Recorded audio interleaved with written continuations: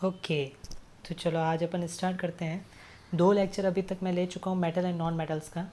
ठीक है, तो केमिस्ट्री का ये जो 3rd चैप्टर है, अब हम आज उस 2nd लेक्चर में जो हमने लास्ट में छोड़ा था, reaction of metals with hydrogen, इसके बाद से स्टार्ट करेंगे। तो एक बार वापस से मैं वो लास्ट टॉपिक जो है वो कवर कर देता हूँ। शायद लास्ट टाइम जब मैंने ये कवर करवाया था तब कंप्लीट नहीं हुआ था, तो वापस देख लीजिए एक बार। क्या लिखा है यहाँ पे? Reaction of metals with hydrogen. क्या कहना चाह रहा है ये कि मेटल्स जो होते हैं, ठीक है, मेटल्स जो होते हैं वो हाइड्रोजन के साथ रिएक्शन कैसे करते हैं।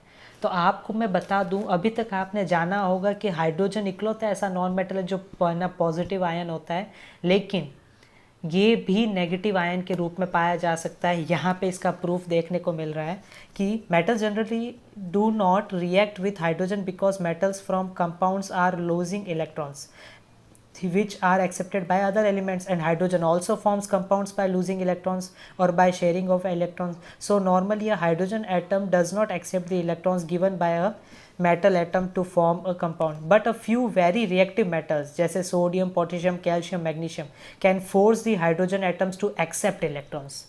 समझ गए? ये रीज़न है कि जो बहुत ज़्यादा हाईली रिएक्टिव होते हैं, अगर उन बहुत ज़्यादा मोस्ट रिएक्टिव एलिमेंट्स के पास अगर हम महना हाइड्रोजन को लेके आ जाए किसी तरीके से, तो फिर हाइड्रोजन को भी ये मजबूर कर देते हैं एटम एक्सेप्ट करने के लिए। तो इसलिए वो क्या करता है कि form salt like solid compounds called metal hydrides.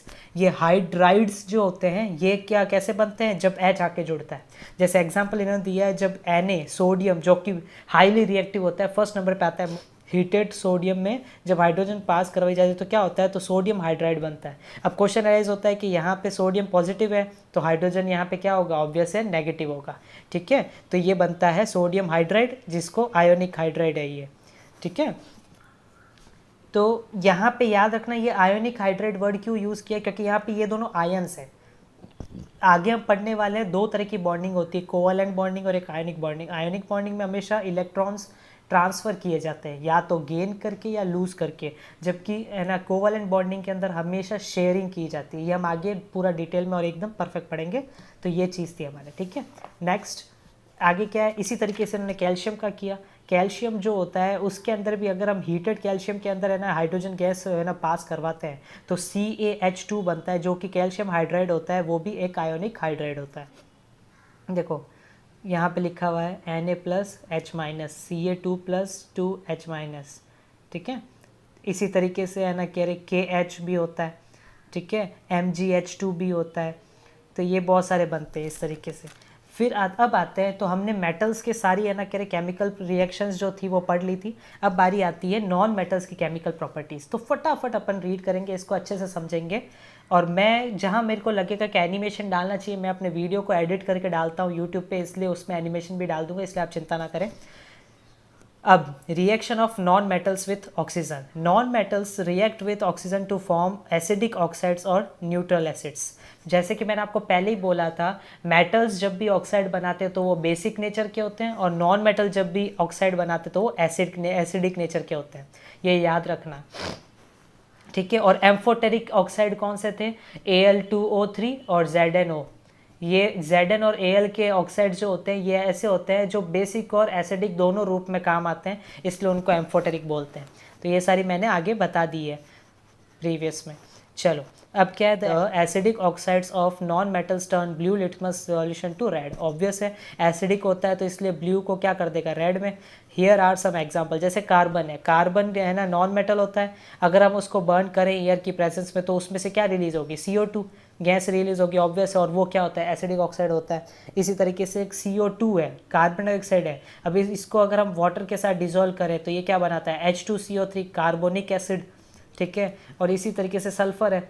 Sulphur की भी अगर हम बात करते हैं तो सल्फर क्या है? S। तो वो नॉन मेटल होता है, वो जब उसके अंदर जब हमें ना कह रहे एयर से ऑक्सीजन पास करवाते हैं तो वो क्या बनाता है? SO2। ये भी एक है ना एसिडिक ऑक्साइड है। और इसी तरीके से जब हम वाटर के साथ करते हैं इसको तो क्या बनाता है? Sulphuric acid, sorry sulphurous acid. याद रखना, सल्फरस एसिड और सल्फ्यूरिक एसिड में डिफरेंस है। सल्फरस एसिड किसे बोलते हैं? जिसमें H2SO3 बनता है। लेकिन सल्फ्यूरिक एसिड किसे बोलते हैं, जिसमें H2SO4 बनता है। ये डिफरेंस याद रखना, ये वाला SO3 जो है वो सल्फरस होता है और H2SO4 जो है वो सल्फ्यूरिक होता है। ठीक है, वो रिक सल्फ्यूरिक एसिड होता है, ये डिफरेंस याद रखना। अब आगे बढ़ते हैं, इसके अंदर और क्या क्या आता है। वैसे इस है ना कह रहे अपनी ये जो लखमीर सिंह बुक है इसमें बहुत है ना कह रहे लेंदी चैप्टर्स दे रखे हैं, इसलिए मैं आपको है ना पूरा ऐसे पढ़ाने जाऊंगा तो आपको कुछ भी समझ नहीं आएगा और ऊपर से टाइम वेस्ट भी होगा, इसलिए अब मैं डायरेक्ट इंपॉर्टेंट पॉइंट्स बताता जाऊँगा आपको। ठीक है, अब जैसे यहाँ पे इन्होंने क्या किया कि when sulphur is burn in air it form sulphur dioxide. Sulphur dioxide मतलब SO2।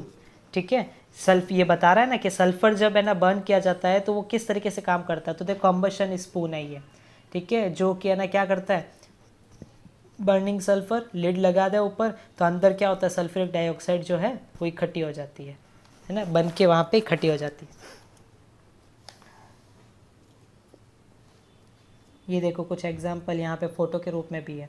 इसी तरीके से है ना फॉस्फोरस का बोला है। फॉस्फोरस क्या है, फॉस्फोरस का भी क्या होता है, ऑक्सीजन के साथ हम ऑक्सीजन के है ना प्रेजेंस में जब इसको हम रिएक्ट करवाते हैं तो क्या बनता है, फॉस्फोरस पेंटाऑक्साइड। पेंटाऑक्साइड मतलब P2O5। तो ये phosphorus burns in air with a yellow flame to form phosphorus pentaoxide. White phosphorus is stored under water because it burns spontaneously in air but does not react with water। ठीक है, air में तो spontaneously ये burn हो जाता है लेकिन water में ये रिएक्ट नहीं करता, तो इसलिए वाइट फॉस्फोरस के रूप में वो स्टोर हो जाता है अंडर वाटर। ठीक है, तो we will now discuss some of the non metals oxide which are neutral being neither acidic nor basic.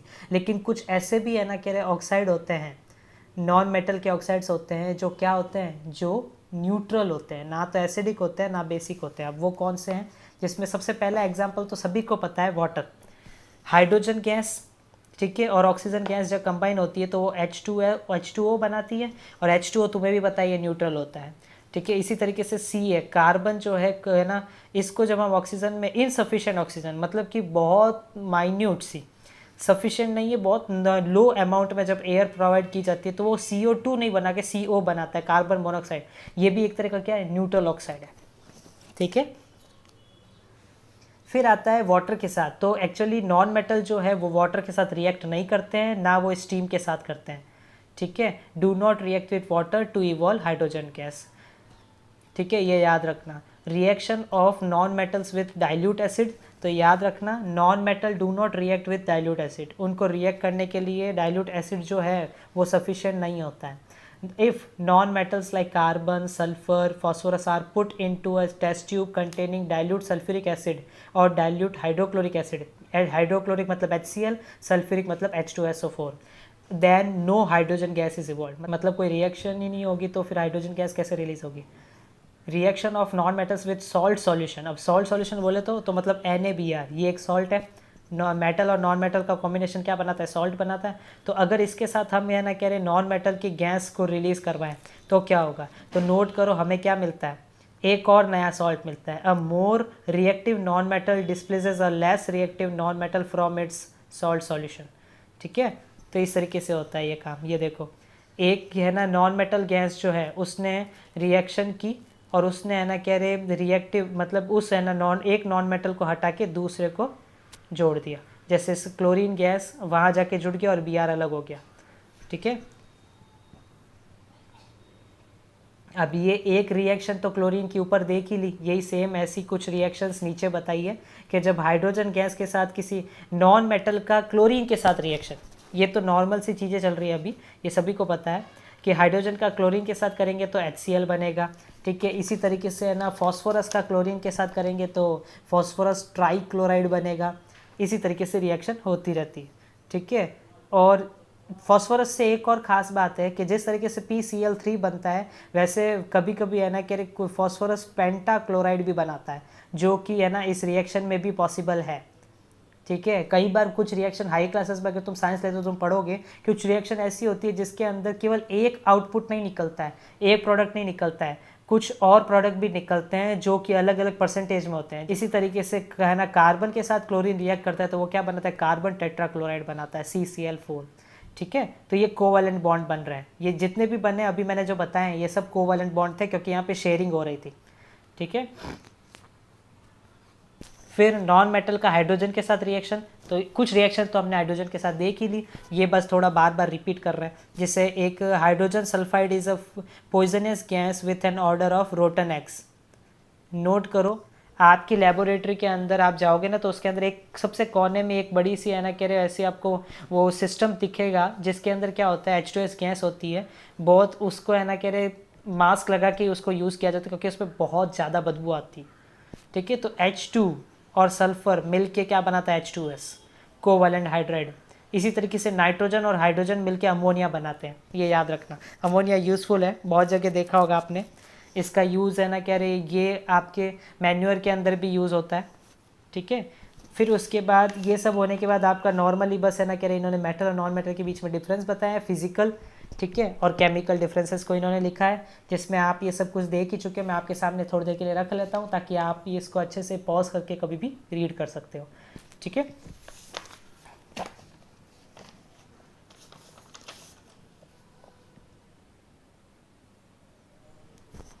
Okay. अब जैसे इन्होंने कुछ सैम्पल क्वेश्चंस पूछ लिए हैं तो ज़रा देख लेते हैं क्या है वो चीज़, कि जैसे कि इन्होंने क्वेश्चन पूछा from amongst the following choose the metals and non metals and state one of the properties on the basis of which you have made your choice. Out of graphite, sodium, phosphorus, helium, only sodium is a metal. सबसे पहले तो ये clear कर देते हैं कि graphite, phosphorus और helium metal नहीं है जबकि सोडियम मेटल है। All others are non metals. तो अब this choice has been made on the basis of nature of their oxides. एक तो नेचर ऑफ ऑक्साइड्स के हिसाब से हमने ये चॉइस की है। This is because metals form basic oxides whereas non metals form acidic oxide और न्यूट्रल ऑक्साइड्स। तो एक चीज़ नोट की, मेटल्स हमेशा बेसिक ऑक्साइड ही बनाते हैं जबकि नॉन मेटल्स एसिडिक और न्यूट्रल दोनों में से कुछ भी बना सकते हैं।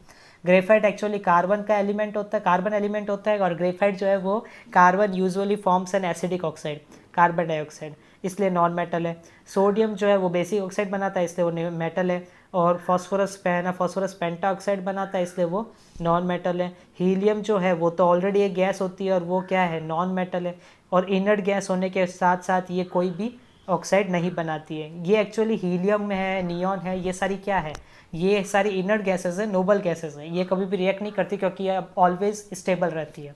और प्रैक्टिकली सोचो, हम ये केमिकल रिएक्शंस पढ़ते क्यों हैं, इनका रीज़न ही यही है कि रिएक्शन तभी होती है जब इनको क्या करना होता है, जब इनको खुद को स्टेबिलिटी लानी होती है। अब हमको स्टेबिलिटी लानी है अपने लाइफ में तभी हम कुछ ना कुछ करेंगे, वरना अगर किसी इंसान के लाइफ में सब कुछ है, सब स्टेबिलिटी है, शांत है हर चीज़ से, तो वो क्यों कुछ करेगा, समझे। तो इसीलिए नेचर में रिएक्शंस होती है। ठीक है, अब और क्या है यहाँ पे, तो अब यूजेस ऑफ मेटल्स, तो आई थिंक ये भी सबको पता ही है। यूजेस जो होते हैं अपने बिन ना कह रहे जो डस्टबिन्स वगैरह होती है घर में जो हमारे यूज़ होते हैं, या फिर ये जितने भी है ना कह रहे सिलेंडर वगैरह जो भी है, व्हीकल्स वगैरह हैं उन सब के अंदर है। ठीक है, कार बैटरीज बनाने के लिए लीड मेटल यूज़ होता है, उसके ऊपर है ना कह रहे वो क्या बोलते हैं पॉजिटिव और नेगेटिव टर्मिनल ये तैयार करने के लिए वगैरह वगैरह। ठीक है, तो बहुत सारे यूजेस हैं इनके जो यहाँ पे सबके लिखे हुए हैं। यहाँ पे आपको कम से कम 11 यूजेस मैं आपके सामने रख सकता हूँ, आप चाहो तो कुछ भी लर्न कर लो। जैसे कॉपर एल्यूमिनियम जो है वो देखो यहाँ पे लिखा है वायर्स बनाने के काम आता है। आयरन, कॉपर, एल्यूमिनियम मेटल्स जो है वो हाउस होल्ड यूटेंसिल्स बनाने के काम आते हैं, फैक्ट्री इक्विपमेंट्स बनाने के काम आते हैं। आयरन जो है वो कैटलिस्ट के रूप में काम आ सकता है, जैसे है ना हमें अमोनिया गैस तैयार करनी है हबर्स प्रोसेस से। ठीक है, हैबर्स प्रोसेस से एक प्रोसेस होता है, हैबर एक साइंटिस्ट थे, उन्होंने अपने तरीके से है ना अमोनिया को प्रिपेयर करने का तरीका किया था, कोई सेटअप तैयार किया था, तो उसके अंदर आयरन यूज़ किया जाता था एज अ कैटलिस्ट। कैटलिस्ट क्या होता है कि जो एज केवल की तरह काम कर रहा है, जिसका काम केवल और केवल है ना कह रहे किसी चीज़ को होने के लिए अवेलेबल करना है। ठीक है, बाकी उसका कुछ काम नहीं, वो ना बस रिएक्शन करवाने में हेल्प करता है। Zinc is used for galvanizing iron to protect it from rusting। Note करो, ये अपने galvanizing वर्ड जो है ये पढ़ रखा और आगे भी आएगा ये अपने, कि आयरन जो है उसके ऊपर हम क्या करते हैं, उसके ऊपर हम जिंक की कोटिंग कर देते हैं ताकि क्या हो सकता है उसको रस्टिंग से बचाया जा सकता है। ऐसे बहुत सारी चीज़ें हैं। तो ये आपके सामने मैंने बहुत है ना सब कुछ रख दिया, आप चाहो तो इसको खुद देख सकते हो। लिक्विड मेटल जैसे मर्क्यूरी है वो थर्मामीटर बनाने के काम आ जाता है। फिर उसके बाद जैसे लेड है तो वो है ना कह कार बैटरीज के अंदर काम आता है। इसी तरीके से नॉन मेटल्स है, नॉन मेटल्स में क्या है, hydrogen is used in the hydrogenation of vegetable oils to make vegetable ghee. ठीक है, वनस्पति घी जो बोलते हैं, वेजिटेबल घी, ये जो होते हैं ये किससे बनते हैं, हाइड्रोजन जो है वो यूज़ किया जाता है कि वेजिटेबल ऑयल को ये हाइड्रोजिनेशन ये अपन डिटेल में कार्बन एंड्स कंपाउंड में पढ़ेंगे, जिसमें क्या होता है कि कार्बन की चेन जो होती है उसके अंदर बॉन्डिंग तोड़ के हाइड्रोजन आके जुड़ जाते हैं और वो क्या करते हैं ये बनाते हैं। अभी आपको अगर क्लियर नहीं है कोई बात नहीं, ज़्यादा हेडेक मत लो इसको, ये अपन डिटेल में वहाँ पढ़ेंगे कार्बन एंड इट्स कंपाउंड में। अब hydrogen is used in the manufacturing of ammonia, ये तो मैंने बता ही दिया, जो कि आगे फर्टिलाइजर्स के रूप में यूज़ होता है। फिर liquid hydrogen is used as a rocket fuel. ठीक है, फिर कार्बन जो है in the form of graphite is used for making the electrodes of electrolytic cells and dry cells. ठीक है, ये देख लो, इसके अंदर जो ये आपको रॉड दिख रही है, कभी आपके घर में पेंसिल सेल हो या फिर ये बड़े वाले सेल हो तो इनको तोड़ोगे तो इसके अंदर एक क्या होगी, एक आपको रॉड दिखेगी, वो और कुछ नहीं, वो क्या होती है, वो इलेक्ट्रोड होती है और वो किसकी बनी होती है, ग्रेफाइट की बनी होती है, कार्बन की बनी होती है। ठीक है, फिर नाइट्रोजन का यूज़ वही अमोनिया, नाइट्रिक एसिड और फर्टिलाइजर्स में काम आता है। ऐसे बहुत सारी यहाँ पे चीज़ें दे रखी है, ये देखो ट्राई नाइट्रोट्यू है ना टोलुइन, ये क्या होता है, ये नाइट्रोजन का कंपाउंड है जिसमें, और साथ ही साथ एज है ना कह रहे नाइट्रोग्लाइसरीन, ये दोनों क्या काम आते हैं, एक्सप्लोजिव के रूप में काम किए जाते हैं। फिर सल्फ़र का काम सल्फ्यूरिक एसिड बनाने में काम आ जाता है, या फिर है ना फंगीसाइड है, या फिर गन पाउडर बनाने में। फिर है ना रबर का वोल्केनाइजेशन करना है, सिंथेटिक रबर बनाना मतलब है ना उसको प्रिपेयर करना, तो वो सल्फ़र इसमें यूज़ किया जा सकता है। तो ये बहुत सारी चीज़ें हैं। ठीक है, अब हम आते हैं डायरेक्ट आगे के प्रोसेस में। ठीक है, तो अब हम आते हैं नए टॉपिक में। तो इसके अंदर क्या है, how do metal and non metal reacts.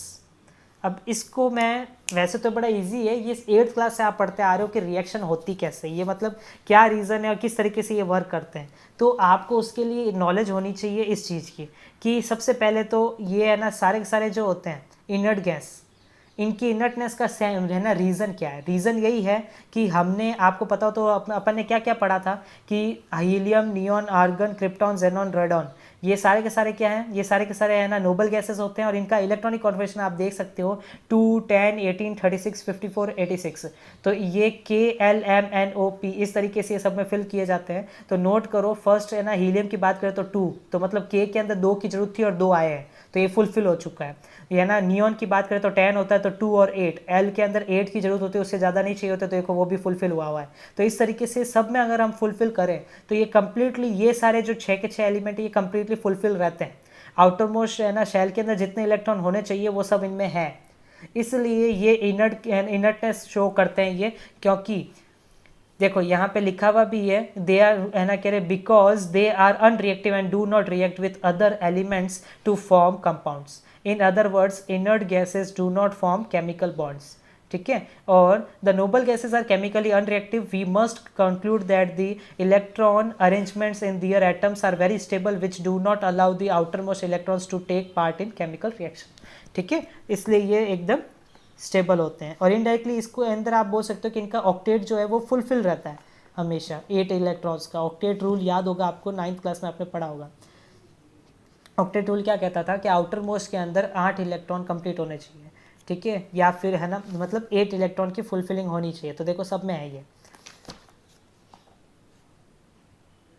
फिर आता है अब केमिकल बॉन्डिंग, जो की है केमिकल कॉम्बिनेशन जो हो रहा है, केमिकल बॉन्डिंग जो हो रही है, उसका कॉज क्या है, क्या रीज़न है। तो एक तो होता है कि या तो आप इलेक्ट्रॉन को लूज़ करें, या इलेक्ट्रॉन को गेन करें, या फिर आप उनको शेयर करें। ये इन तरीक़ों से ये क्या होते हैं, ये बॉन्ड बनाते हैं। तो इन्हीं से फिर बन के आता है आयंस। याद करो आपने 8th क्लास में पढ़ा था आयंस और रेडिकल्स, ठीक है, या फिर 9th में पढ़ा होगा। तो आयंस होते क्या है, आयंस यही है कि अगर कोई मेटल या नॉन मेटल अपने इलेक्ट्रॉन को लूज करके या गेन करके क्या करता है, अपने आप को आयोनिक फॉर्मेट में लेके आता है, जो कि क्या होते हैं, इलेक्ट्रिकली चार्ज हुए हुए होते हैं। ठीक है, आयंस का मीनिंग क्या है, तो हम इधर यहाँ पे देखो ये रहा, डिटेल में पढ़ते हैं इसको कि an ion is an electrically charge atom और ग्रुप ऑफ एटम्स चीज़, ठीक है, जिसमें एग्जांपल जैसे Na का लिया, तो वैसे नॉर्मली Na जो है वो 11 नंबर का होता है, लेकिन वो क्या करता है अपने अंदर से एक इलेक्ट्रॉन को लूज़ करता है, ठीक है, और अपने अंदर से एक इलेक्ट्रॉन को लूज़ करके, ठीक है, ये माइनस का मतलब क्या हुआ, माइनस का मतलब यही हुआ कि अपने अंदर से एक इलेक्ट्रॉन लूज़ करता है और ये क्या करता है Na प्लस बनाता है, ठीक है। यहाँ पे देखो रिएक्शन ऐसे लिखी है माइनस इलेक्ट्रॉन, आप चाहो तो इस रिएक्शन को ऐसे भी लिख सकते हो Na gives Na plus plus electron, ठीक है, Na प्लस बनाता है, ये आयन बन गया Na का, सोडियम का, और यहाँ पे एक इलेक्ट्रॉन रिलीज हो गया। तो देखो वही चीज़ हो गई कि यहाँ पे आप माइनस में है ना एक इलेक्ट्रॉन हटाओ, इसमें से अलग करो, या फिर उधर प्लस में इलेक्ट्रॉन लिखो, बात तो एक ही है। तो ये रिएक्शन दोनों सेम ही है, ये मत समझना कि ये लिखी हुई तो आप ये गलत है, ये रिएक्शन गलत नहीं है, ऐसे लिखो या ऐसे लिखो एक ही बात है, ठीक है। तो ये चीज़ होती है। तो देखो पॉजिटिव आयन कैसे बनता है, जिसको हम कैटायन बोलते हैं, ये नाम याद रखना। पॉजिटिवली चार्ज आयंस जो होते हैं वो कैटायंस कहलाते हैं, और जो नेगेटिवली चार्ज आयंस होते हैं उनको एनायन कहते हैं। एनायन ऑब्वियस है ना, अपने नेचर में बड़े होते हैं थोड़े, और ये क्या होते हैं इलेक्ट्रॉन को एक्सेप्ट करके अपने है ना एनायन बनते हैं, जबकि जो है ना कह रहे पॉजिटिवली चार्ज आयंस होते हैं कैटायन होते हैं, ये इलेक्ट्रॉन को लूज करके बनते हैं, ठीक है। तो अब इसके अंदर फॉर्मेशन जो है कैटायन का वो किस तरीके से होता है, तो उन्होंने ये बड़े है ना कह रहे डिटेल में दिया है, लेकिन अपन इसको शॉर्ट में निपटा लेंगे क्योंकि बड़ा आसान है। ध्यान से देखिए, जैसे सोडियम की बात बार बार कर रहे हैं ये कि जैसे KLm 3 शेल होते हैं, उसके अंदर क्या हो रहा है 2, 8 और 1, 11 हो गए टोटल, 10 और ये 1, 11। तो क्या करेगा ये, अपने आउटर मोस्ट में एक इलेक्ट्रॉन है, तो ये चाहेगा कि भाई यार 7 इलेक्ट्रॉन लेके अपनी एनर्जी वेस्ट करूँ, उसमें कितनी सारी एनर्जी वेस्ट होगी, इससे बेटर है एक इलेक्ट्रॉन रिलीज करूँ, उसमें आसानी रहेगी। तो वो अपना एक इलेक्ट्रॉन रिलीज कर देता है, और इससे वो क्या करता है 2 और 8 बनाता है, और वो क्या बन जाता है स्टेबल बन जाता है, ठीक है। इनडायरेक्टली नियोन गैस की इसने वो ले ली कॉन्फ़िगरेशन अरेंजमेंट, है ना, नियोन ही तो होता है 10 नंबर पे। तो इसी तरीके से, इसलिए सारे मेटल नॉन मेटल यही काम करके क्या करते हैं, रिएक्ट करते हैं, ताकि ये अपने आप को स्टेबल कर सके।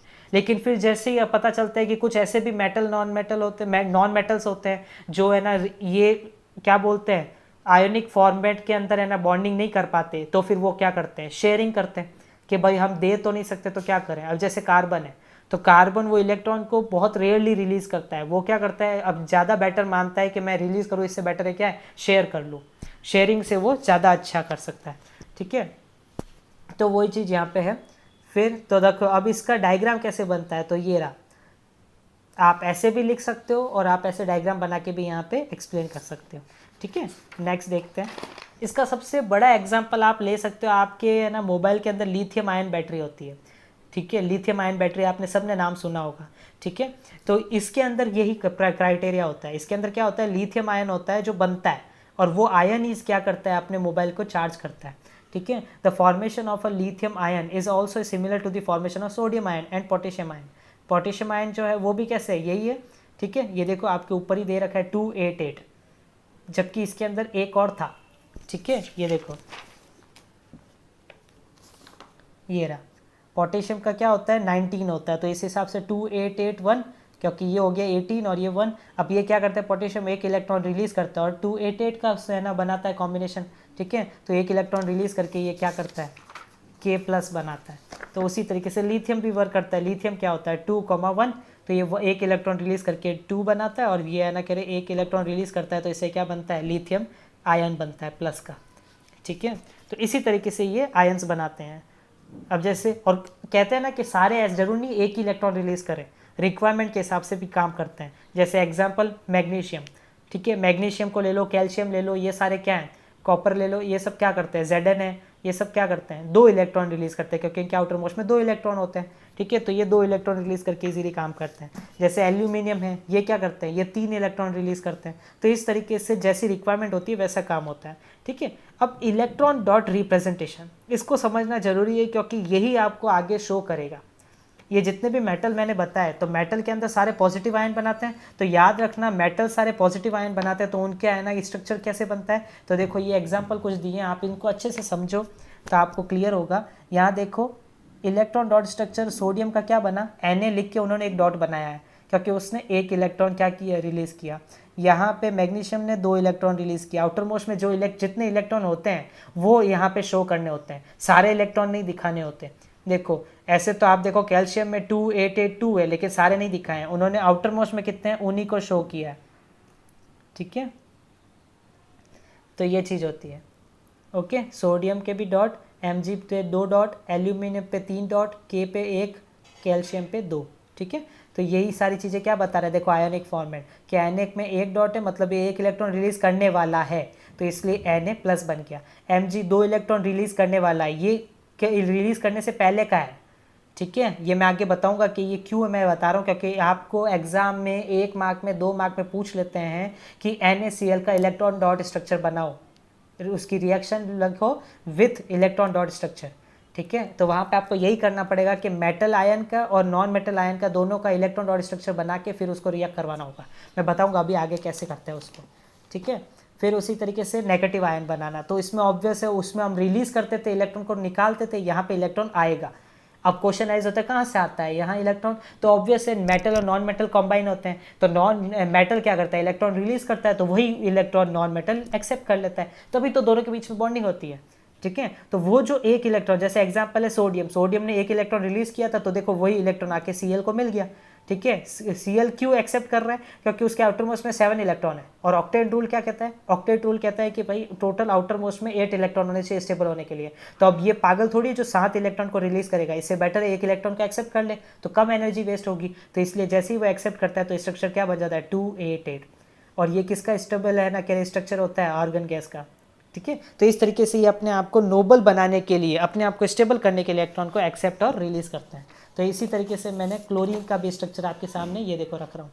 इसके अंदर क्या है ये देखिए, यहाँ पे 2 इलेक्ट्रॉन, फिर यहाँ पे 8, फिर यहाँ पे 7, तो ये क्या करता है अपना एक इलेक्ट्रॉन जो है इसके साथ आता है, यहाँ पे जुड़ जाता है, ये देखो ये है ना, गेन दिस 1 इलेक्ट्रॉन, और फिर ये अपना 288 बना लेता है, और अपने ऊपर साइन क्या आ जाता है, माइनस, तो ये बन जाता है एनायन। अब सोचो इसको और है ना कह रहे ना मेटल जो भी आपने स्टडी की उनको जब कंबाइन कर दे तो क्या हो जाएगी, रिएक्शन हो जाएगी। ठीक है, इसी तरीके से ये तो थे सिंगल एलिमेंट को है ना, मतलब सिंगल इलेक्ट्रॉन आके जुड़ा। कुछ ऐसे भी होते हैं जैसे ऑक्सीजन है। ठीक है, ऑक्सीजन क्या करता है, ये 2 इलेक्ट्रॉन आके इसके साथ जुड़ते हैं, तो आउटर मोस्ट में कितना था, ये ऑक्सीजन कितने नंबर पे आता है, 8 नंबर पे, तो 2,6, तो 2 इलेक्ट्रॉन ये एक्सेप्ट करते हैं, और ये क्या बनाता है 2,8। तो देखो इसलिए O की पावर, O के ऊपर क्या आता है, पावर नहीं सॉरी, O2 माइनस बनता है। ठीक है, इसी तरीके से अगर मैं बात करूँ तो नाइट्रोजन, नाइट्रोजन क्या करता है, नाइट्रोजन 3 इलेक्ट्रॉन एक्सेप्ट करता है। ठीक है, नाइट्रोजन क्या करता है, वो 3 इलेक्ट्रॉन एक्सेप्ट करता है, ये देखो। ठीक है, क्योंकि इसके आउटर मोस्ट में 5 है, तो ऑक्टेट बनाने के लिए 8 इलेक्ट्रॉन करने के लिए आउटर मोस्ट में क्या करना पड़ेगा, 3 इलेक्ट्रॉन लेने पड़ेंगे, तो 3 लेता है, तो ये बनाता है N3 माइनस, तो नाइट्राइड आयन बनाता है। ठीक है, और वो क्या था, वो ऑक्साइड आयन बनाता है। ठीक है, ये देखो ऑक्साइड आयन बनाता है। तो इस तरीके से ये सारे रिएक्शंस स्टार्ट करते हैं। अब मैं बताता हूँ इलेक्ट्रॉन और स्ट्रक्चर नॉन मेटल्स के। नॉन मेटल की खास बात है कि उसमें भी यही चीज़ की जाती है जैसे मेटल में होती है, उसमें भी आउटर मोस्ट में इलेक्ट्रॉन कितने हैं, वो सारे के सारे आगे ऊपर आके यहाँ पे डॉट बना देते हैं स्ट्रक्चर। ठीक है, लेकिन फ़र्क इतना है कि उनको ब्रैकेट में रखा जाता है। वैसे भी आप ये ब्रैकेट रखने वाला कॉन्सेप्ट जो ऐसे भी याद रख सकते हो, जैसे मैथ्स में जब भी कोई इंटीजर नेगेटिव में होता है तो हम उसके आगे दोनों तरफ क्या लगाते हैं, ब्रैकेट लगाते हैं, क्यों, क्योंकि वो नेगेटिव में है। इसी तरीके से यहाँ पे ध्यान रख सकते हो आप, ऐसे लर्न कर सकते हो कि जैसे फ्लोरीन फ्लोरीन क्या कर रहा है, 2,7 है, तो आउटर मोस्ट में कितने 7 इलेक्ट्रॉन्स हैं, तो इसलिए इस देखो यहाँ पे 1 2 3 4 5 6 7 बन गए। तो इसलिए यहाँ पे क्या किया, अब इसके अंदर क्या हुआ, एक इलेक्ट्रॉन इसने एक्सेप्ट किया, तो देखो यहाँ पे अगर आप इनको काउंट करो, ये जैसी आयन बनेगा तो कैसे बनेगा, एक इलेक्ट्रॉन एक्सेप्ट करके, तो यहाँ पे देखो 1 2 3 4 5 6 7 8 ऑक्टेट पूरा हो गया, तो इसने एक इलेक्ट्रॉन एक्सेप्ट करके ये बनाया। इसी तरीके से क्लोरीन है, इसमें भी एक इलेक्ट्रॉन आया है और ये बना है, और इसके अंदर भी क्या है, इसके अंदर देखो ऑक्सीजन 2 इलेक्ट्रॉन लेके करता है, तो देखो यहाँ पे नीचे 2 इलेक्ट्रॉन आए हैं।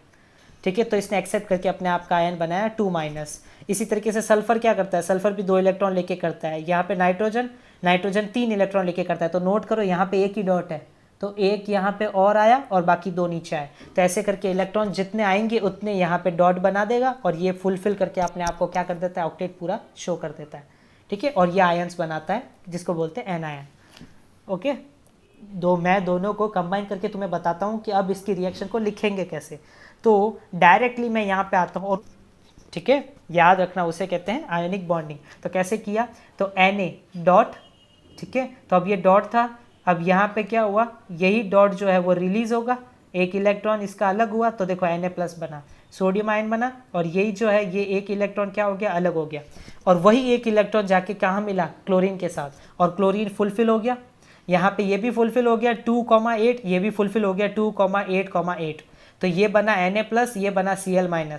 तो अब इसको लिखेंगे कैसे, तो ये देखो ये रहा स्ट्रक्चर, यहाँ लिखेंगे Na फिर डॉट फिर प्लस, यहाँ लिखेंगे Cl और उस पर डालेंगे 7 डॉट, ठीक है। फिर हम क्या करेंगे, ये एरो करके ऐसे ट्रांसफर करो इलेक्ट्रॉन को, ये शो करो ना करो, लेकिन आपको नीचे ये जरूर लिख देना है कि सोडियम एटम है तो 281, क्लोरीन एटम है तो 287, फिर एरो करके Na+ सोडियम आयन, और यहाँ पे Cl डॉट डॉट डॉट सारे 8 डाल दो और प्लस सॉरी माइनस डाल दो, ठीक है। तो ये 28 और 288, तो ये सोडियम क्लोराइड बनता है, इसको आप बाद में लिख सकते हो ऐसे NaCl, ठीक है। तो ये जो स्ट्रक्चर है ना, इसे बोलते हैं ना presentation of electron dot structure, ठीक है। ऐसे बहुत सारे मैं रिएक्शन और भी बता सकता हूँ, जैसे ये क्या है, पोटेशियम, पोटेशियम पे एक डॉट दिख रहा है जो यहाँ पे ट्रांसफर होगा, तो देखो K+Cl- जो KCl बनाएगा, तो इस तरीके से स्ट्रक्चर तैयार होते हैं, ठीक है। अब देखो इन्होंने इस तरीके से बनाया, ये डायग्राम है to show formation of sodium chloride.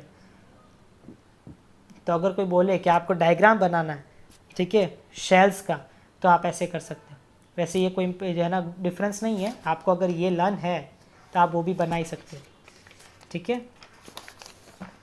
इस तरीके के बहुत सारे कहना कह रहे क्वेश्चंस यहाँ दिए हैं, मतलब समझाए हैं यहाँ पे। जैसे ये रहा Mg, जिसमें 2 डॉट दिए, मतलब कि 2 इलेक्ट्रॉन ये रिलीज़ करेगा, तो देखो 2 इलेक्ट्रॉन रिलीज हुए तो Mg2+ बनाया। इसी तरीके से Cl था, तो देखो यहाँ पे स्ट्रक्चर कैसे बनाया कि Mg में 2 डॉट डाले, ये 2 डॉट क्या शो कर रहे हैं कि अभी तक Mg के पास आउटर मोस्ट में 2 इलेक्ट्रॉन हैं, रिलीज नहीं हुआ है।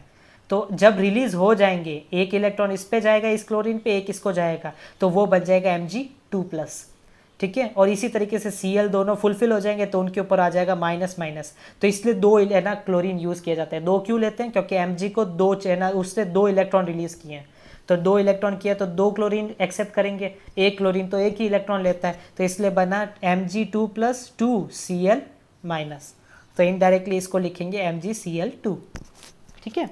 तो ये स्ट्रक्चर अच्छे से आपको आना चाहिए, ये वाला जो स्ट्रक्चर है ये आपको आना चाहिए। ऐसे बहुत सारे स्ट्रक्चर दिए हैं, अगर मैं सारे बताऊंगा तो टाइम वेस्ट होगा, इससे बेटर है कि आप खुद देख सकते हो क्या हो रहा है। जैसे देखो यहाँ पे भी Mg 2 डॉट थे, ऑक्सीजन पे कितने 6 डॉट थे, आउटर मोस्ट में 6 होते हैं, इसलिए फिर क्या हुआ, ये दोनों इलेक्ट्रॉन Mg मतलब ऑक्सीजन को मिले, तो इसलिए Mg2+ और O जो है फुलफिल हो गया, देखो 8 इलेक्ट्रॉन दिख रहे हैं अब, और ऊपर आ गया 2-, तो MgO बन गया, ठीक है, इस तरीके से। तो ये पूरा है। अगर ये 2 मार्क में आ जाता तो आप आराम से, मेरे हिसाब से आप इस तरीके से ना 3 रिएक्शन को ऐसे शो करके 2 या 3 मार्क के अंदर डिटेल में डाल सकते हो। मार्क्स पे डिपेंड करता है आप उसको रहना प्रेजेंट कैसे करते हो। क्या कह रहा हूँ, मार्क्स पे डिपेंड करता है कि आप उसको प्रेजेंट कैसे कर रहे हो। अगर ज़्यादा मार्क्स का होगा तो उस हिसाब से आप ऐसे भर सकते हो, ठीक है। तो ये सारे थे आयोनिक बॉन्डिंग, ये सारे थे आयोनिक बॉन्डिंग, जिसमें ये देख लो ये बहुत सारे नाम हैं, तो इन्हीं में से कोई ना कोई आपसे एग्जाम में पूछ लिया जाता है, ठीक है। इलेक्ट्रॉन डॉट स्ट्रक्चर बनाने के लिए क्या पूछ लिया जाता है, इलेक्ट्रॉन डॉट स्ट्रक्चर बनाने के लिए। अब आता है कोवैलेंट बॉन्ड। कोवैलेंट बॉन्ड कैसे काम करता है, तो कोवैलेंट बॉन्डिंग के अंदर क्या होता है, इसके अंदर आपके मेनली होता है single covalent bond, double covalent bond और ट्रिपल कोवैलेंट बॉन्ड। मतलब क्या हुआ कि या तो ये क्या करेंगे, एक इलेक्ट्रॉन शेयर करेंगे, या 2 करेंगे, या 3 करेंगे, इससे ज़्यादा शेयरिंग ये नहीं करते हैं। पर्टिकुलर एक के साथ ये max to max 3 electron share करेंगे, ठीक है। मतलब एक ही एलिमेंट के साथ ये max to max 3 electron share करेंगे, उससे ज़्यादा नहीं, ठीक है। तो यहाँ पे अब ये शेयरिंग करना मतलब क्या हुआ, क्या covalent bond is formed when both the reacting atoms need electrons to achieve the inner gas electron arrangement. मतलब दोनों ही क्या करें, सेम टाइम में दो है ना कह रहे केवल शेयर करके है ना क्या करें, इनर्ट गैस की इलेक्ट्रॉन को है ना कह रहे अरेंजमेंट को अचीव करें, ठीक है। तो ये चीज़ होती है कोवैलेंट बॉन्डिंग में, और ये ज़्यादातर किस में होता है, A covalent bond can also be formed between 2 atoms of the same non-metal, ठीक है। सेम नॉन मेटल हो तो उनके बीच में भी ये कोवैलेंट बॉन्डिंग हो सकती है, ऐसा नहीं है कि है ना डिफरेंट डिफरेंट नॉन मेटल्स के बीच में ही होती है। और एक और चीज़ क्लियर कर दूं, मेटल और नॉन मेटल के बीच में हमेशा आयोनिक बॉन्डिंग ही होती है, केवल नॉन मेटल के बीच में ही कोवैलेंट बॉन्डिंग होती है। जिसके अंदर ये को शेयरिंग की जाती है इलेक्ट्रॉन्स की, ठीक है। और टाइप्स में बता चुका हूँ, 3 टाइप होता है, सिंगल, डबल और ट्रिपल। अब ये कैसे हो रहा है तो वो देखे ज़रा। जैसे देखो सबसे पहला स्ट्रक्चर आपके सामने आ रहा है सिंगल का। सिंगल का कैसे है कि जैसे ये क्लोरीन है, क्लोरीन के आउटर मोस्ट में कितने 7 इलेक्ट्रॉन है, इसमें भी आउटर मोस्ट में 7 है, तो दोनों को एक एक इलेक्ट्रॉन की शेयरिंग कर ले, है ना। ये अपना एक इलेक्ट्रॉन जाके उसके साथ, आपने देखा है कई बार ऐसा कुछ स्ट्रक्चर होते हैं जिसमें क्या होते हैं कि एक प्लेट के अंदर तो होल्स होते हैं और एक प्लेट के अंदर क्या होते हैं, उभरे हुए पार्ट होते हैं। अब ये उभरे हुए पार्ट अगर उन होल्स के अंदर जाके फिट कर दें, तो कभी आपने नोट किया है, जैसे मैं आपको बोल सकता हूँ, आपने कभी पजल्स वगैरह सॉल्व किए हो, कभी आपने कोई स्ट्रक्चर तैयार किए हो, जैसे बच्चों के गेम आते थे जिसमें क्या होता था कि एक के ऊपर एक है ना कह रहे वो सिस्टम मतलब वो रख के उसको है ना कि मस्त किसी भी शेप में कन्वर्ट किया जा सकता था, कभी रोबोट बनाना, कभी घट बनाना, कुछ भी बनाना। तो उसके अंदर क्या होता था कि एक चीज़ के अंदर, एक थिंग के अंदर तो होल्स होते थे और दूसरे में उभरे हुए पार्ट होते थे, वो उसके अंदर डालते तो फिट हो जाता था। वो सेम कॉन्सेप्ट यहाँ पे, क्या उसमें भी शेयरिंग होती थी, क्या होल्स इधर ट्रांसफर होते थे या फिर उसकी जो उभरे हुए पार्ट है वो उधर ट्रांसफर होते थे, ऐसा कुछ नहीं होता था ना, केवल शेयरिंग होती थी। ये टेम्परेरी बेसिस में उसमें शिफ्ट होते थे और ये दोनों कंबाइन हो जाते थे, ठीक है, और वापस हटा भी लिए जाते थे। उसी तरीके से यहाँ है, यहाँ पे क्या होता है कि क्लोरीन का एक इलेक्ट्रॉन है, ये एक इलेक्ट्रॉन है, तो क्या होता है ये इस तरीके से ये अपना एक ऐसे करके पूरा ये फुलफिल कर देता है, ठीक है। देखो देख लो ये टोटल कितने थे 7 और ये एक इलेक्ट्रॉन इसके साथ चला जाए तो ये 8। उसी तरीके से ये एक इलेक्ट्रॉन भी अगर इसके साथ शेयरिंग कर ले तो इसके लिए भी 8। तो इस तरीके से ये दोनों कंबाइन होकर क्या बनाते हैं। तो अब देखो आप अगर पर्टिकुलर एक क्लोरीन के ऊपर ध्यान दो तो उसका 8 है ना ऑक्टेट पूरा हो चुका है, उसके 8 हो गए हैं, 1 2 3 4 5 6 7 8। उसी तरीके से यहाँ पे देखो तो 1 2 3 4 5 6 7 8 है ना। तो देखो दोनों के ही कंपेटिवली, तो इसको ऐसे भी बना सकते हो लेकिन नॉर्मली इसको ऐसे बनाया जाता है Cl, फिर ये बॉन्ड सिंगल लाइन बना दो तो ये बॉन्ड को शो करता है और फिर वापस Cl, ठीक है, ये सिंगल बॉन्डिंग होती है। इसी तरीके से इन्होंने देखो हाइड्रोजन में भी ये बताया, हाइड्रोजन में भी यही होता है, एक इलेक्ट्रॉन इसमें भी है, तो ऑक्टेट पूरा करना है तो आउटर मोस्ट में दोनों के पास कितने होने चाहिए, 2 2 इलेक्ट्रॉन होने चाहिए। तो ये क्या करता है कि तेरा एक इलेक्ट्रॉन मेरे को शेयर करवा दे और ये कहता है कि तू भी तेरा अपना इलेक्ट्रॉन शेयर करवा दे, ठीक है। तो ये चीज़ हो जाती है।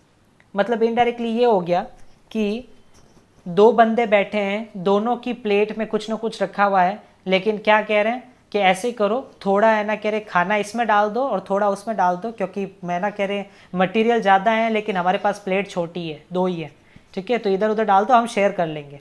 तो वही कॉन्सेप्ट यहाँ पे कि ये दोनों क्या करते हैं, एक दूसरे के साथ शेयरिंग कर लेते हैं। अब जैसे देखो अब अभी तक हमने 2 एग्जाम्पल जो देखे, दोनों में क्या थे, सेम नॉन मेटल्स थे। अब डिफरेंट का देखते हैं। हाइड्रोजन के पास एक इलेक्ट्रॉन है तो ये क्या करेगा कि कहना क्लोरीन का आउटर मोस्ट में जो एक इलेक्ट्रॉन फ्री पड़ा है उसको वो है ना अपने साथ कंबाइन कर लेगा। तो ये देखो, और क्लोरीन क्या करता है, उसका एक इलेक्ट्रॉन शेयर कर लेता है तो खुद का ऑक्टेट पूरा कर लेता है। तो अगर आप दोनों के पॉइंट ऑफ व्यू से देखो, अगर आप ना क्लोरीन को छुपा के केवल हाइड्रोजन को देखो तो उसके भी ऑक्टेट पूरा हो चुका है 2 इलेक्ट्रॉन का, और अगर क्लोरीन को देखो तो उसका भी ऑक्टेट पूरा हो चुका है 8 इलेक्ट्रॉन का। तो इस तरीके से H सिंगल बॉन्ड Cl, तो ये सिंगल बॉन्डिंग ऐसे बनाई जाती है। अब बात करते हैं कि इस तरीके से है ना कह रहे हाइड्रोजन जो है, आपको मैं बता दूं हाइड्रोजन इस तरीके से क्लोरीन के मतलब कार्बन के साथ, सॉरी क्लोरीन नहीं, कार्बन के साथ भी जुड़ता है। और नोट करो कार्बन के आउटर मोस्ट में 4 इलेक्ट्रॉन होते हैं, कार्बन के आउटर मोस्ट में 4 इलेक्ट्रॉन होते हैं। तो वो क्या करता है, वो इसलिए किसी भी 4 कार्बन की बहुत खास है ना कह रहे कुछ प्रॉपर्टीज़ होती है जो मैं आपको है ना कार्बन एंड कंपाउंड में बताऊंगा। एक कहलाती है इसकी टेट्रावैलेंसी। टेट्रावैलेंसी मतलब होता है कि ये इसकी इतनी अच्छी काबिलियत है कि ये अपने चारों आउटर मोस्ट के इलेक्ट्रॉन जो है 4 डिफरेंट नॉन मेटल्स के साथ, 4 डिफरेंट है ना कह रहे एटम्स के साथ शेयर कर सकता है। जरूरी नहीं है इसको कि चारों हाइड्रोजन आके चारों में जुड़े, नहीं। ये देखो यहाँ पे क्या हो रहा है, देख रहे हो 4 हाइड्रोजन है जिसके हर एक के पास एक इलेक्ट्रॉन होगा। तो वो क्या करेगा, इधर है ना चारों तरफ ऐसे लिख दो, फिर आप ध्यान से देखोगे तो आपको पता चलेगा कि एक हाइड्रोजन की ये कार्बन का एक इलेक्ट्रॉन, हाइड्रोजन का एक इलेक्ट्रॉन, तो ये ऊपर वाला फुलफिल हो गया एक एक। इधर भी ये देखो 2 आ गए, इधर भी 2 डॉट, इधर भी 2 डॉट। तो इस तरीके से आप इसको ऐसे लिख सकते हो, ये C और फिर ऐसे सिंगल बॉन्ड बनाए और चारों हाइड्रोजन, ठीक है। अब जैसे देखो आपने ये नाम सुना होगा कार्बन टेट्रा क्लोराइड, तो ये भी ऐसे ही कंबाइन हो रहा है। 4 है ना कह रहे क्लोरीन ले लो, सबके सब एक एक इलेक्ट्रॉन शेयर करके इसके साथ बॉन्डिंग बना लेंगे और इस तरीके से स्ट्रक्चर तैयार कर देंगे। वाटर का भी यही कॉन्सेप्ट है, उसमें भी क्या होता है, ऑक्सीजन जो होता है उसके आउटर मोस्ट में कितने होते हैं, 6 इलेक्ट्रॉन, तो वो 2 इलेक्ट्रॉन लेना क्या क्या करना चाहेगा, लेना चाहेगा। और हाइड्रोजन क्या करता है, 1 इलेक्ट्रॉन रिलीज करता है, तो इसलिए ऐसे 2 हाइड्रोजन ले लो, तो ये क्या करेंगे इस तरीके से, देखो कंबाइन हो जाते हैं, ये देखो होता है। तो इस तरीके से ये सारी चीज़ें बनती है, ऐसे बहुत सारे हैं। ये रहा देखो नाइट्रोजन और हाइड्रोजन का बनना, तो N 1 है और हाइड्रोजन 3 है, तो NH3। तो ये सब थे अभी तक जितने भी मैंने एग्जांपल बताए, ये सब किसके थे, ये सब थे कि है ना एक नॉन मेटल दूसरे नॉन मेटल के साथ किस तरीके से सिंगल बॉन्ड बना रहा है। अब मैं बताऊंगा डबल बॉन्डिंग। डबल बॉन्डिंग कैसे, जैसे कि एग्जांपल ये रहा ऑक्सीजन ऑक्सीजन का, O2 गैस आपने सुनी होगी, तो O2 गैस जो होती है वो कैसे कंबाइन होती होगी, सोचा है कभी। तो ये रहा एक है ना ऑक्सीजन, एक ऑक्सीजन के आउटर मोस्ट में 6 इलेक्ट्रॉन है, दूसरे में भी 6 है, तो ऑब्वियस है अगर इसके है ना आउटर मोस्ट के 2 इलेक्ट्रॉन इसके साथ है ना बॉन्डिंग शेयरिंग कर ले और इसके 2 इसके साथ शेयरिंग कर ले, तो इस तरीके से बन जाएगा। तो अब नोट करो, इसमें काउंटिंग करो इस ऑक्सीजन के लिए, तो 1 2 3 4 5 6 7 8, इसके लिए काउंट करेंगे तो 1 2 3 4 5 6 7 8, तो ये क्या बन गए ऑक्टेट पूरा, तो ये बन गया डबल बॉन्ड। जब भी तो इसीलिए याद रखना, जब डबल बॉन्डिंग होती है तो समझ जाओ कि इस पार्ट इसके है ना लेफ्ट वाले के भी 2 इलेक्ट्रॉन है और राइट वाले के भी 2 इलेक्ट्रॉन है, तब जाके ये है ना डबल बॉन्डिंग हुई है। तो टोटल 4 इलेक्ट्रॉन आपस में मिले हैं, तब जाके डबल बॉन्डिंग हुई है, ठीक है। जबकि इसके अंदर क्या था, दोनों का एक एक मतलब मिला है, तो टोटल 2 इलेक्ट्रॉन की है ना बॉन्डिंग से क्या होता है, सिंगल बॉन्ड बनता है। तो सिंगल बॉन्ड आप इसको ऐसे याद रख सकते हो, एक लाइन किससे बनती है, मिनिमम एक लाइन किससे बनाई जाती है, 2 पॉइंट से, है ना। मैं मिनिमम 2 पॉइंट से एक लाइन तैयार होती है, तो बस सिंगल बॉन्डिंग भी 2 इलेक्ट्रॉन से बन के बनती है। जबकि 2 लाइन किससे बनती है, तो मिनिमम 4 पॉइंट से ही बनती है, तो इसलिए यहाँ पे 4 बनेगी। इसी तरीके से ये देखो कार्बन और ऑक्सीजन का कॉम्बिनेशन हुआ, ये रहा स्ट्रक्चर, ठीक है। ये देखो, ठीक है। तो ये स्ट्रक्चर तुम्हें आने चाहिए, क्योंकि यहाँ पे तो फिर भी इन्होंने ऐसे सिंपली दिए हैं, यही स्ट्रक्चर तुम्हें कार्बन एंड कंपाउंड में बड़े क्लियर करने होंगे, ये बड़े काम के हैं, ठीक है। फिर ये रहा ट्रिपल बॉन्ड। ट्रिपल बॉन्ड में क्या है, तो देखो वही चीज़ हो गई, नाइट्रोजन के आउटर मोस्ट में 5 है, इसके नाइट्रोजन में भी आउटर मोस्ट में 5 है, तो क्या करेंगे, इसके 3 इलेक्ट्रॉन अगर मैं इसको शेयर कर दिया जाए, तो इसमें ऑलरेडी आउटर मोस्ट में 5 है और 3 और आ गए, तो कितने हो जाएंगे 8। और इसी तरीके से ये 3 है ना शेयर कर दे, तो इसमें ऑलरेडी 5 थे और 3 और आ गए, तो 8। तो इस तरीके से अब की बार क्या हुआ, 6 इलेक्ट्रॉन्स ने मिलकर ट्रिपल बॉन्डिंग की। तो एक सिंपल सा कॉन्सेप्ट बता रहा हूं मैं आपको, लर्न करने का एक सिंपल तरीका बता रहा हूं, क्या कि मैथ्स को एक दिमाग में रखो। मैथ्स क्या कहती है कि एक सिंगल लाइन बनाने के लिए मैक्सिमम आपको मिनिमम कितने पॉइंट चाहिए, 2। तो ऑब्वियस है इसके हाइड्रोजन के और इस हाइड्रोजन के बीच में एक एक इलेक्ट्रॉन ने मिलकर 2 इलेक्ट्रॉन कंबाइन हुए, तो दोनों ने मिलकर सिंगल बॉन्ड बनाए। तो इसको ऐसे भी बना सकते हो और इसको ऐसे भी बना सकते हो। उसी तरीके से मैं आपको लेता हूँ कि ऑक्सीजन है, तो ऑक्सीजन के आउटर मोस्ट में 2 इधर मिले, तब जाके उनकी बॉन्डिंग हुई। तो इनडायरेक्टली आप इसको कैसे लिख सकते हो, ऐसे भी लिख सकते हो, ठीक है, या फिर इधर ऐसे डबल बॉन्डिंग कर सकते हो। इसी तरीके से नाइट्रोजन के आउटर मोस्ट में 3 इलेक्ट्रॉन और इधर भी 3 इलेक्ट्रॉन मिलके है ना बॉन्डिंग हुई, तो इसमें आप ऐसे भी 3 लाइनें बना सकते हो और इसमें आप या फिर ऐसे भी कर सकते हो, ठीक है। ये तरीके हैं, ओके। तो अब यहाँ पे नोट करो, मिनिमम 2 लाइन से मिले, 2 पॉइंट से एक लाइन बनती है, तो इसी तरीके से 4 पॉइंट से कितनी बनेगी, तो है ना इन 2 पॉइंट से एक और इन 2 पॉइंट से एक। इसी तरीके से 6 से कितनी बनेगी, तो इन 2 से एक, इससे एक, इससे एक, तो 3। तो ऐसे आप याद रख सकते हो, ठीक है। और ये याद रखने के लिए आपको ये तो एटलीस्ट पता होने चाहिए, आउटकम एटलीस्ट आपको 30 इलेक्ट्रॉन, मैं तो कहता हूँ 30 नहीं तो 40 से तो ज़्यादा होने चाहिए मेरे हिसाब से, लेकिन आप 30 भी करो तो भी चलेगा। 30 लेना कह रहे एलिमेंट्स के बारे में आपको पता होना चाहिए कि उनकी वैलेंसी कैसे बनती है। वैलेंसी तो बहुत इजी है, आउटर मोस्ट के इलेक्ट्रॉन देखो, अगर वो है ना कह रहे उसके है ना 5 मतलब हाफ से ज़्यादा इलेक्ट्रॉन है, तब तो वो एक्सेप्ट करेगा, अगर हाफ से कम है तो वो रिलीज करेगा, सीधी सी बात है, ठीक है।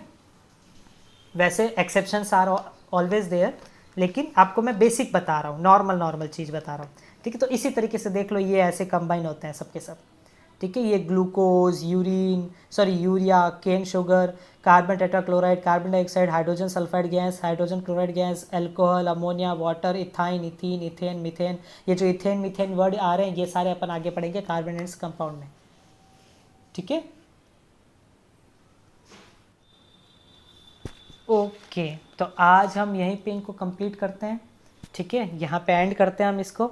और फिर हम क्या करेंगे, कल नेक्स्ट लेक्चर में हम स्टार्ट करेंगे कि प्रॉपर्टीज़ क्या होती है आयोनिक बॉन्डिंग की और कोवैलेंट कंपाउंड और आयोनिक कंपाउंड की। ये इंपॉर्टेंट पार्ट है क्योंकि ये क्वेश्चन आता है, आपको पूछ सकते हैं, या तो डिफरेंस पूछ लेंगे आयोनिक कंपाउंड और कोवैलेंट कंपाउंड के बीच में, तो ऑब्वियस है उसमें आप इनकी प्रॉपर्टीज़ जो हैं वो लिख लोगे तो उससे भी आपका काम हो जाएगा, ठीक है। ये देखो यहाँ पे लिखा हुआ भी ये रहा डिफरेंस, आयोनिक कंपाउंड और कोवैलेंट कंपाउंड, तो ये अपन कल डिस्कस करेंगे, ठीक है। तो आज के लिए इतना ही, ओके, बाय बाय।